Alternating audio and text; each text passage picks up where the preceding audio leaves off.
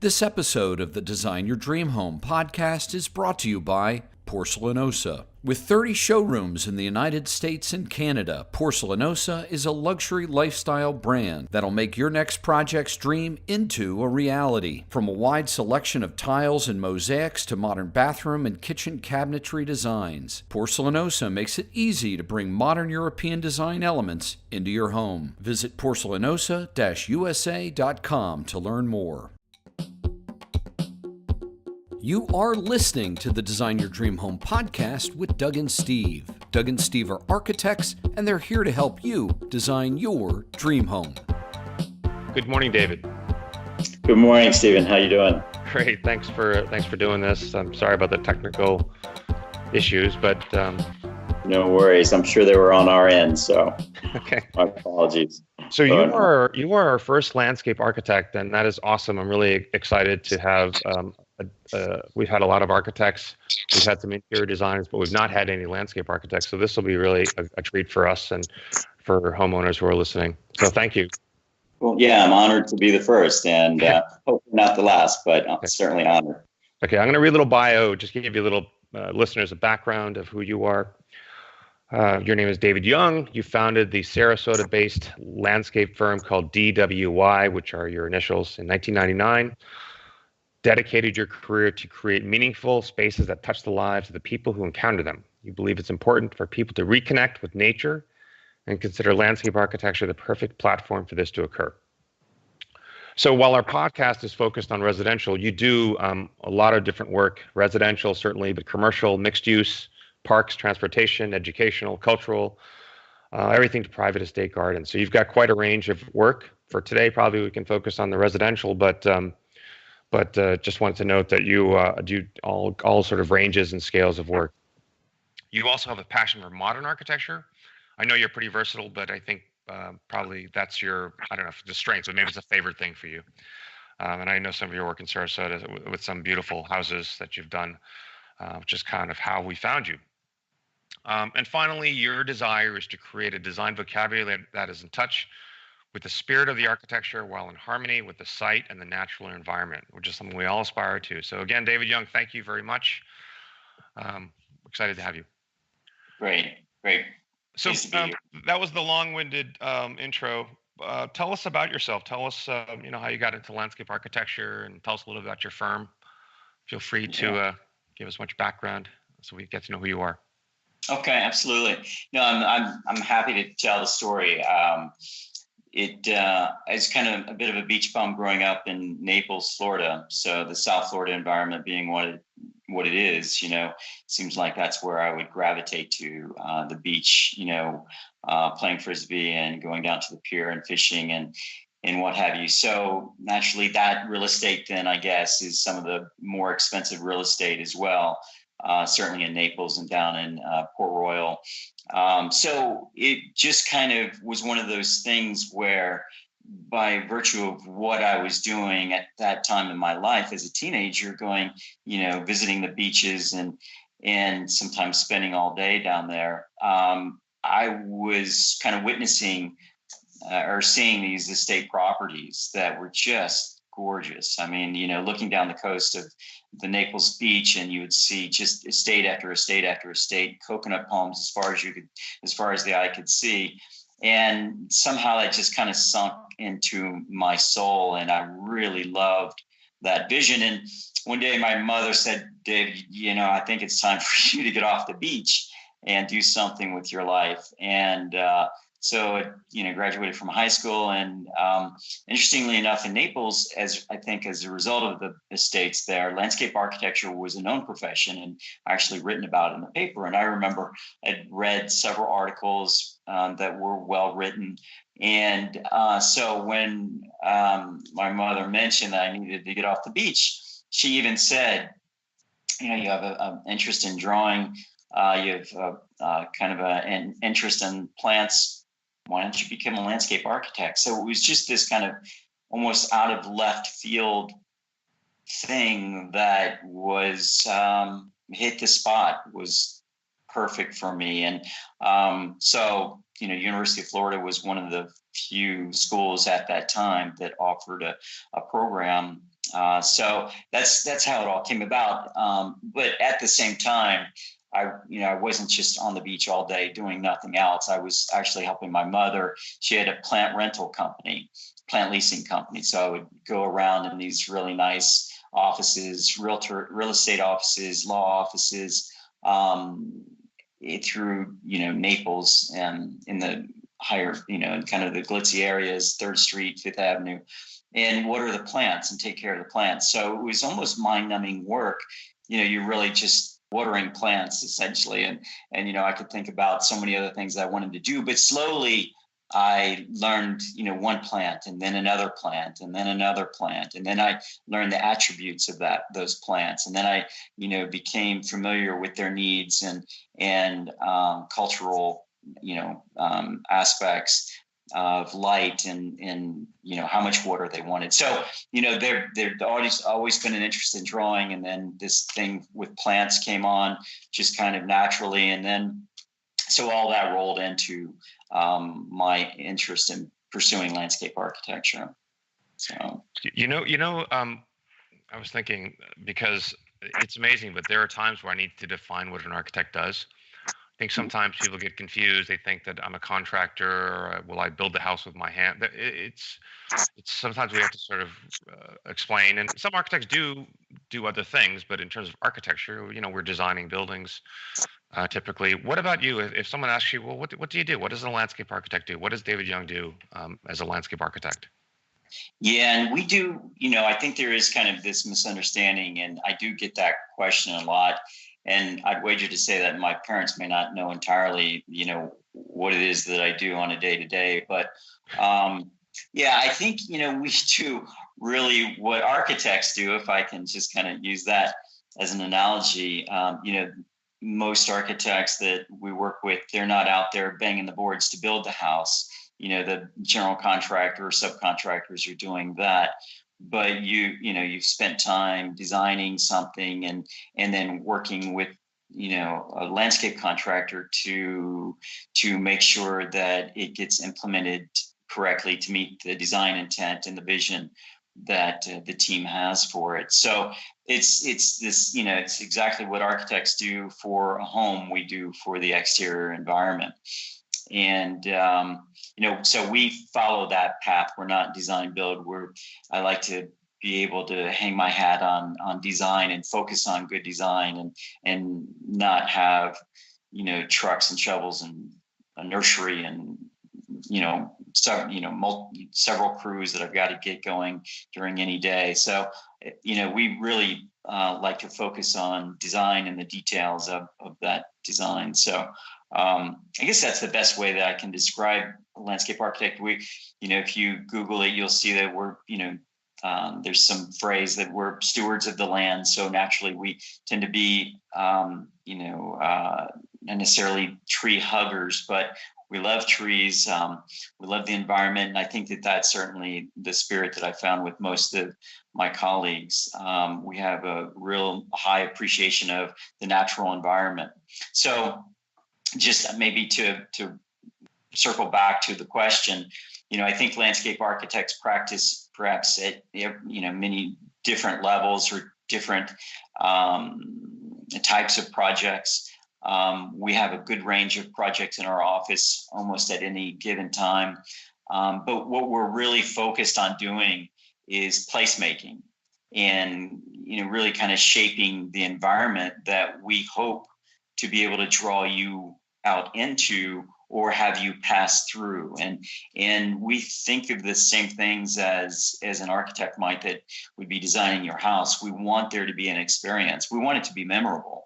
We want to actually, I feel like sometimes there's this competition for me as I'm designing something with what may have already kind of been designed for the house. So often we're reacting to a design, the structure or the residence, and maybe for the podcast purposes here, because those interior environments are so nice and it's in air conditioning and, you have shade and all the things, creature comforts, let's say, that you want on the inside. So for us to be able to really get you out into nature, I feel like we have to really do some exciting things or to create things that initially maybe just you connect with visually, and then it's such a draw that it encourages you to come out. And we're always addressing microclimates, so that certainly here in Florida, you're in a bit of shade, you're not out in the burning sun. Breeze helps, and water elements and walls and things that help define space. Lighting is always really important. Certainly being able to carry, the usability of the space into the evening is really key. And if you think about then those elements and what that might bring, we think that, there's an added experience and an added value. And if we're talking about real estate and value or cost of property, then we'd like to think that hiring a landscape architect is a move in the right direction, so that you can capitalize on that square footage that you've got for property. And so I feel like we're pretty good at listening to our clients, understanding their needs, what their goals might be for a property. And even if they're not, I've had people that just come to me and say, hey, listen, we just want you to do what you do. And then I've had other clients that come to us and have told me exactly what they do from the moment they get up out of bed until the moment they go back to bed. And essentially, some clients have said, we'd love to be outside as much as we possibly can. I get up at 5 a.m. I want to read the paper somewhere outside. I want to then be able to swim some laps. I want to then be able to jump in a spa and cool down or warm up, whatever the case may be. And then when I get out, I want to be able to have some breakfast outside and then shower and then even cook. And, so we can develop spaces on the exterior environment that could essentially, you could enjoy throughout the day and then into the evening with entertaining. So those are kind of the things I think that get us excited is, what can we do that adds value? So that's interesting because there's a lot there. You talked about the exterior environment a lot, but you also design the interior environment as well, right? We have. We like to create connections or relationships, I guess, is the thing. And so if there's an opportunity, and we love to collaborate too. So if there's the opportunity to push into the interior of a residence, then we'll do that. So we have, and we feel that that's kind of the sweet spot of being able to really draw people out and make those strong connections, so that if, and I guess it just goes back to kind of an idea that if we can make that transition as seamless and effortless as possible, then we feel like we have a better chance of getting you outside.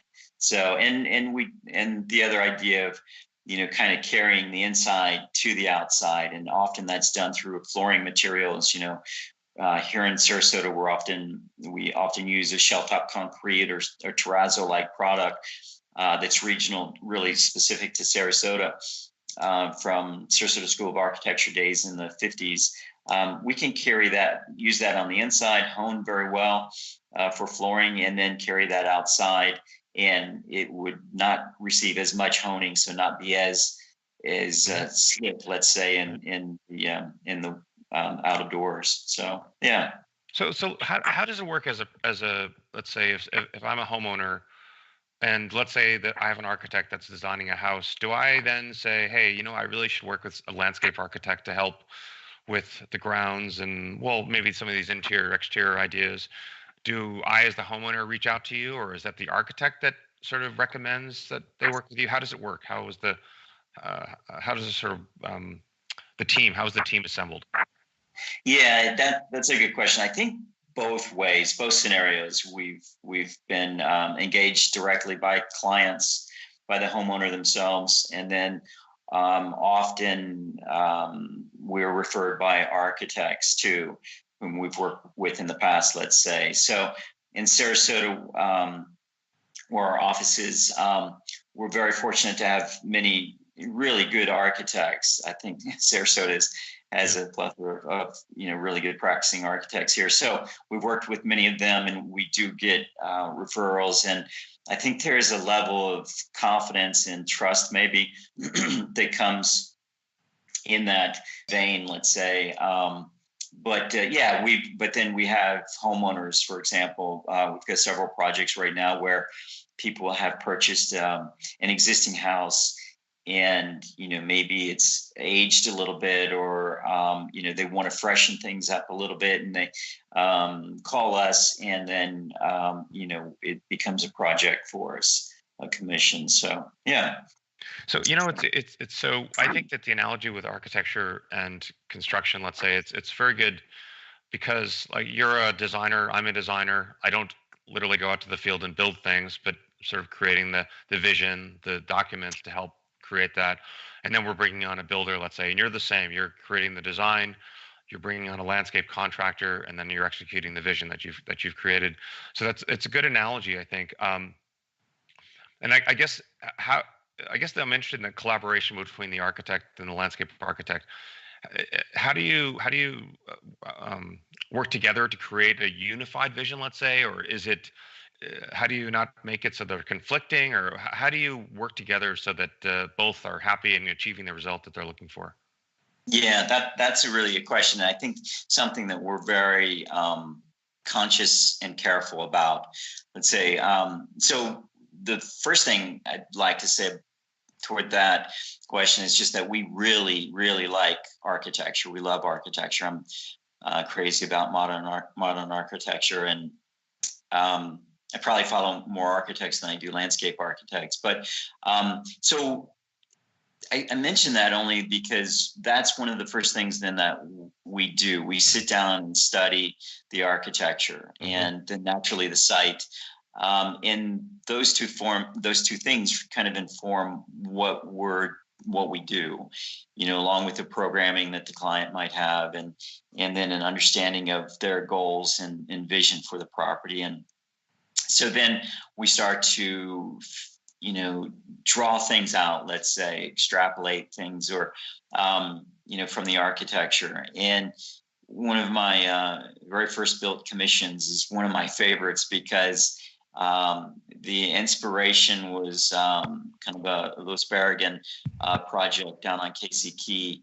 And, I didn't know much. I was just starting out, and so I didn't really know much, but we at the time, there was a book. We'd look through some books with the architect and the clients, and so I understood that it was really important that each element be able to kind of support the overall design. And it really wasn't about fussy things. It was about clean lines. And so I think that's the architecture was the certainly the spirit of that architecture, and we just tried to carry that over into the landscape design. And that project is still something that's 25 or more years old now, but it's still as fresh to me today as it was the day that it was finished. And I think it's just for that reason, the best compliment for us is if, and actually I remember someone saying when they went to that property, they're like, well, we don't really know where the architect left off and the landscape architect picked up. It was that kind of cohesive, and that's really, I think, what we hope to achieve is this just this thing that is so ingrained with the site and with the architecture that whether it's visible or not, there's this quality to it that everything is just kind of in alignment. And it's, it can be axial. It could be from grid lines that are created that we carry out, or from materials, or, certainly scale is an important part of it. So there are a lot of things that we look at and study that, comes back in our designs. What I appreciate that. I as an architect, as a designer, a lot of times I've developed schemes around courtyards, and I've learned, a young architect thinks they can do everything. And I find that landscape is actually very complicated, because Everything is changing, constantly changing. It's getting bigger and smaller, I guess, and changing depending upon the season. The sun is very different. The wind is very different. All of these things are always changing. That's why, in a way, I find landscape more complicated than architecture.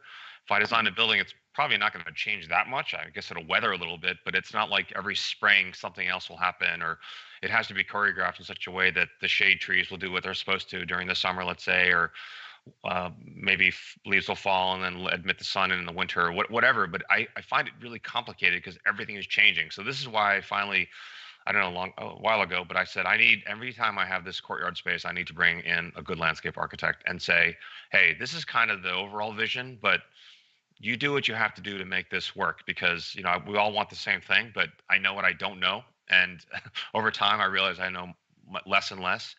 And especially when I look at sort of all your, I've looked, your drawings, and you look at all the different kinds of plants and varieties and all of it, and you have to know all of those things intimately. Otherwise, it's you're relying on me going to a garden center asking questions and not getting what you really want or what you need. So I've come to learn that. I think that sometimes homeowners, what I found is they think that landscape is often I don't know. They think it's not so difficult. They think if the house is done and they go to a garden center or have a landscape contractor, they can kind of complete it that way.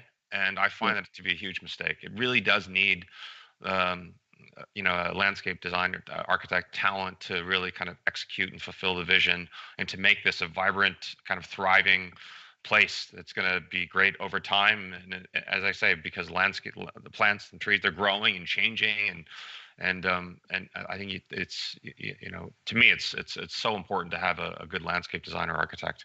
I suppose you'll agree with that comment, but do you have any? Yeah, no, I'm all in with that comment. Certainly, I think that's, if you can, working with a landscape architect would hopefully be a positive experience and rewarding. With the outcome that the spaces that are created are more enjoyable, that they've been thought through a little bit more, and the ergonomics of it are there, the level of finish is there, and we think about all of those things, and really kind of going back to the original statement that it's a whole lot more than just plants, but plants alone are can be rather complex for all the reasons you just mentioned. But then you factor in we're often designing with wet walls or water features of one type or another, and we're often interested in art and the outside, so sculpture and and creating space and so it's bringing all those elements together that I find that although I hate aging and thinking of myself aging, I find that I'm getting better and better, at least in what I do. So there's some benefit to that, because it is one of the, I'm sure with architecture as well, the older you get, I think the more experiences you've had and the better you become. So we certainly have learned a lot, and really enjoy all the opportunities that we've had and projects that we've worked on. So okay, so the format of this of the podcast is we try to give homeowners some advice or tips or resources, and let's say the number one is, let's say, hire a landscape architect or designer if you can. So if that's the case, let's say I'm budgeting and I'm thinking about creating a new home. How do I budget for landscape? Is there a percentage that you can use, or how can we sort of plan that, hey, we really need this, and instead of spending 100% on just the building, we really should set aside a certain percentage for the landscape, the exterior design, all of those things? How can a homeowner kind of think about that? Yeah, I don't honestly know. I don't know that. Math isn't really my strong suit, so I've never really put pencil to paper to see if there is a ratio or anything like that. But it's, and we have projects that are anywhere from $25,000 or $30,000 all the way up. We've got one that's exceeding $1 million right now, or actually $1.5 million. So, it just depends entirely on the project and the spaces that you're touching. But what I would suggest is, it's probably good to, if you are going to try and do this yourself, or even if you're hiring a professional, but don't have a lot of money to spend, you can always do things in phases. Landscape is pretty good about. In fact, I have to do that myself, right? I have a house. I've got kids and I've got a wife, married. So, I have bills. And so I'm only able to really implement things at my own house in phases. So think of, key areas that maybe you would want to focus on first and do them well. That would be my advice. Make sure you do whatever it is, whatever space you want to work on. Try and bring it to the highest level of finish that you can afford to. That way you will use it. And then go to the next area of importance, What do you think about, because I do this with some clients, especially if I don't know them, they don't know how much they want to spend. And so we kind of begin designing almost kind of a concept design. And based on that concept design, I say that it looks like that you want to build a house in this range. I would strongly suggest that we also bring in a landscape architect or designer, because I really feel like if we're going to create this courtyard that we all envision, we really should have someone who's very strong in that area. Can at that point, let's say a homeowner ask you to create a similar kind of concept design that will help to establish kind of a budget and a direction? Does that make sense? It does, absolutely. In fact, that often gives opportunity for collaboration at that schematic level, let's say, or conceptual level. And maybe between the architect and the landscape architect, there's some, benefit in that collaboration, maybe things, the shape and form or what have you of the project, takes a little bit of a turn or, has some benefit from that collaboration. So yeah, I think that's a perfect way to, and even an ideal way to approach a project. Okay. Yeah. No, that I found that to be helpful. A lot of homeowners don't quite know what they're looking for. It's fine. And so instead of maybe investing in like, I'm going to be with you for the next 3 years or what have you, we say, well, why don't we do a concept design? And why don't we sort of see how we work together, and let's sort of see what we can kind of imagine. And then once we've done that, let's put a price tag on it. So we say, are you comfortable with X? And then maybe at that point you can also say, listen, I really think X is the right idea, but maybe what we should think about is in 2 phases, because maybe you can do this much of it to get off the ground, but then later on you really want to, build the second pool or the hedge or whatever, the privacy screen, whatever it is, and sort of, but you can kind of sort of think about it in phases. So that's a good time where that could happen. In that sort of exactly.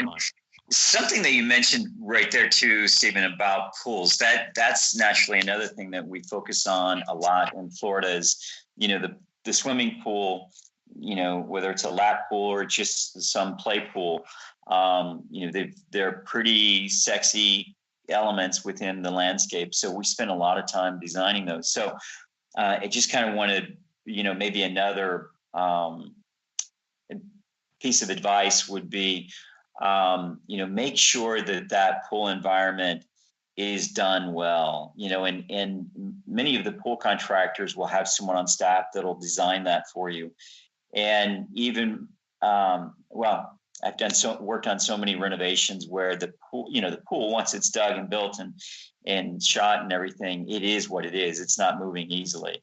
So I mentioned that because it's if you haven't given enough space around it, for the kids to run or for the lounge chair to reside, then it can be problematic and affect the overall functionality of the space. So really do make sure that it's either designed well by a professional landscape architect or designer, or you've given it a fair amount of scrutiny so that at the end of the day, it's not something that, oh, wow, I wish I'd given myself another 3 feet over here, or, another 6 feet here for our lounge chairs or dining area or something like that. So, another one of those, let's say, tools within our toolkit of, spaces that we create that help draw you to the outside.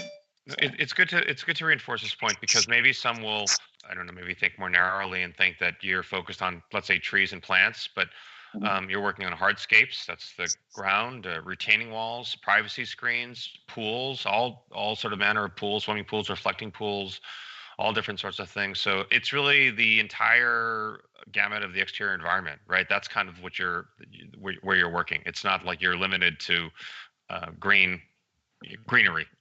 Yeah, no, not at all. In fact, one of the way we start most projects is as a guest. Let's say I'm a visitor coming to this new home that you're about to build, or a home that you have just recently purchased.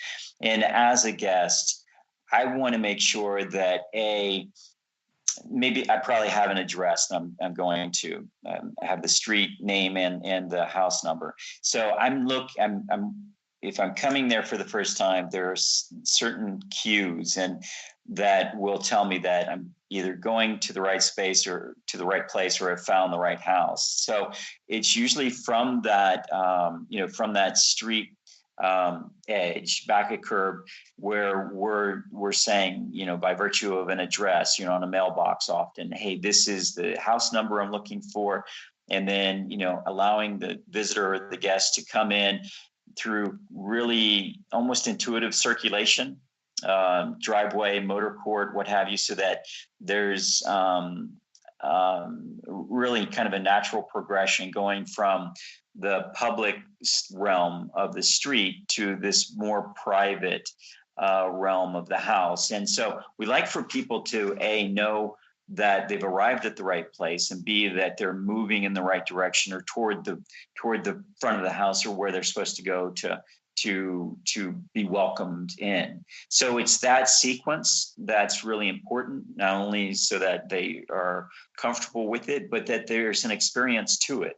And if we can, create the experience, then, it's kind of the prelude to what they may find in the house once they've entered. So it's kind of all of that, and then everything on the side of the house and the back of the house. And we've worked on, speaking of phased projects, we worked on this really lovely project on Bird Key, where the owners just wanted us to work on the back and the side for the first phase, which we did. And it's a small project, for the most part, not an oversized lot by any stretch.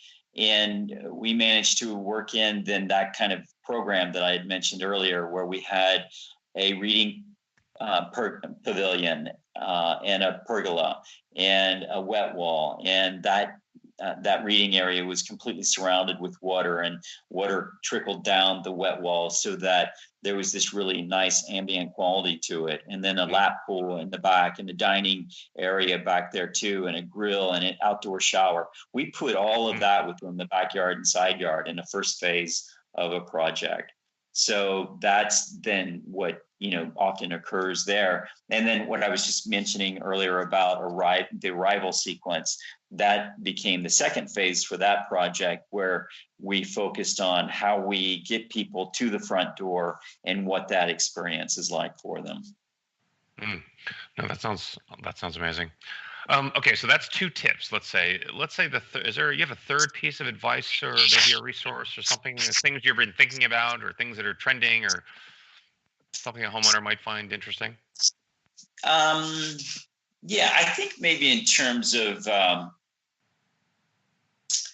let's see, for the most part, I think water is really important for us. Mm-hmm. So, think about if there's a way that you can implement a small water feature, and it could be something that's just completely turnkey and self-contained.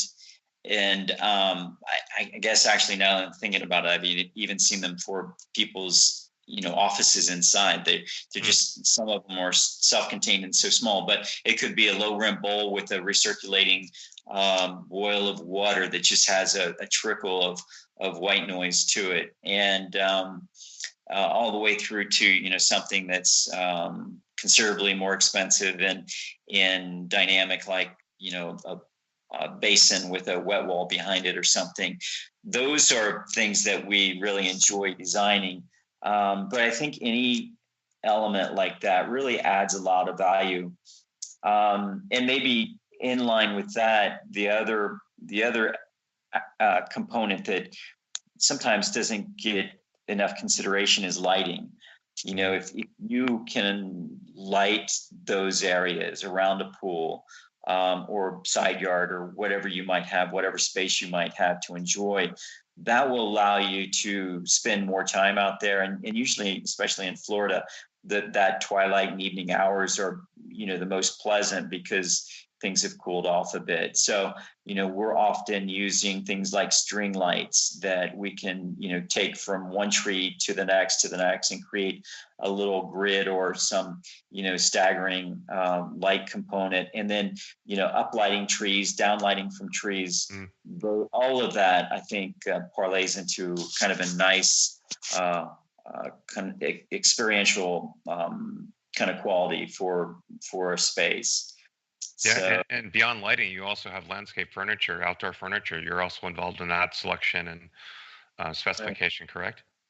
correct. Yeah. And outdoor furniture has come a long way since the old chairs with, I don't know, the vinyl slats in it or whatever. So yeah, the outdoor furniture these days is just, really nice and, checks all the right boxes in terms of ergonomics and level of finish and just really, I think, allows you to spend more time outdoors. So I think I was talking to my colleague just before we got on, and I was sharing with her that it's kind of a good time to be a landscape architect because I feel like there is this appreciation. Maybe it's not new, but there's kind of this rekindled spirit of an appreciation of nature and the benefits of nature, and I think we appreciate design now in our lives more than any other time, perhaps. Our cell phones are just gorgeous pieces of equipment or technology, and our cars are, just beautifully designed. And I think as consumers, we on some level expect that and certainly appreciate it. So, to think that the landscape shouldn't also dovetail into those things, I think would be flawed. So have high expectations for whatever design you may be working on or whomever you may be working with, because it should be top tier and right in line with that. The detailing of space is key, not just for inside, but for outside as well. Well, that's perfect way to end. That was fantastic. I enjoy that. So, David, how can people they can find you? How can they learn about your work? Yeah, I like for people to look at our website and just see if there's something there that they can relate to, or if there's an affinity for, our work. And so you can find us at DWYLA.com. And those are my initials, David William Young, Landscape Architects. .com, and that's usually the best first stop, and then call me directly. The number is on our website and conversation, and usually, we meet with a client on site and talk about things and see what the vision is and have an understanding about, often, interestingly enough, budget isn't discussed. Mm-hmm. I think that a lot of our clients feel like they don't want to squash our creativity. So budget certainly isn't the first topic of conversation. It's usually, what is that vision and, what is exciting about it and what's most important. And, and I think what we hear a lot these days is that people are, interested in creating spaces where they can connect with relatives, with family members, with friends, and so that's kind of the fun thing, is to work on these projects and think and hopefully realize that you're improving their lives through being able to facilitate that in a meaningful way. And so you are South Coast. That's your expertise. Is that sort of where you work, or if somebody is asking, you to come to Boston for something, does that happen, or is it we're focused on South Coast? Yeah, no, we'll travel wherever. I do like the sun and I like the beach and coastal communities, but I do have some work in Boone, North Carolina that we're very proud of, and I have a project up in the Northeast as well. But the majority of our work is down in Florida and the coastal communities of Florida. But yeah, we're happy to go wherever there's an interest, and I think that's kind of key. Is if people are interested in working with us, then in most cases we're interested in working with them. As long as the goal is to really try and achieve something new or achieve good goals and good design. That's really what gets me out of bed every day. Awesome. Thank you very much, David. Appreciate it. Stephen, enjoyed it. Thank you. All right. Thank you. You've been listening to the Design Your Dream Home podcast with Doug and Steve. If you have any questions or want to give us any feedback on the show, feel free to reach us through our website at thedougandsteveshow.com. Thanks for listening, and we'll see you next time.